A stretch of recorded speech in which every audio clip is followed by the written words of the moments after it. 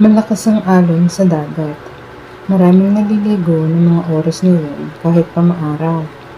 Pinapanood ko lang ang mga bata na masayang nagtatampisaw sa mababaw na parte ng dagat.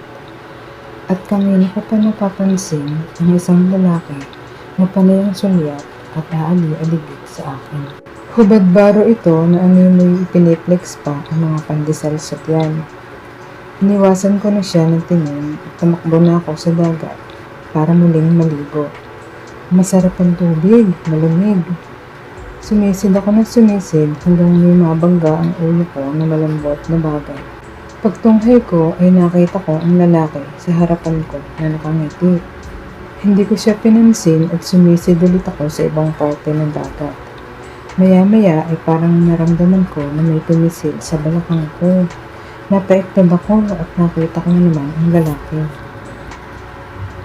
Hindi ko nagawang magalit at parang nakuryente pa nga ako.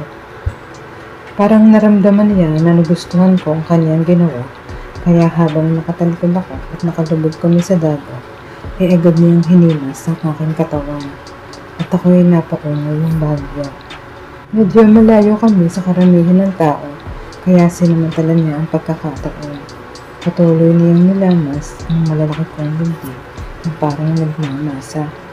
Piniga-piga niya ang dalawa kong korona na nagpahina sa mga tuhod ko.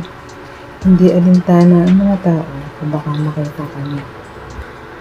Hanggang leeg ang tubig, kaya hindi mahalata ng mga tao. Nilamas niya na nilamas ang dibdib ko, habang ang isang kamay ay bumababa sa torlos ko.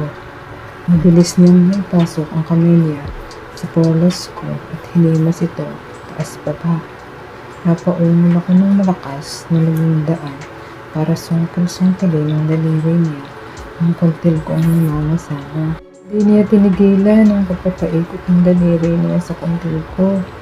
Sarap na sarap ako sa ginagawa niya at napamukaka pa ako para maging daan at pinasok niya ang panggit ng daliri sa tornos ko. Ibinaon niya ng sagad ang kanyang daliri. Ang sarap. Naramdaman ko na dinalunan niya ang kanyang daliri at makailang ulit na naglabas-pasok na parang may hinahanap sa tornos. Napapasinghap ako sa sarap ng kanyang ginagawa. Maya-maya pa ay hinugot niya ang kanyang mga daliri at bigla siyang naglaho.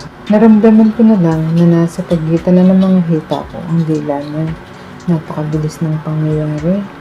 Animoy gutom na gutom, na kinain nito na kinain ang torlos ko na naglalawa na sa katas at tubig dagat.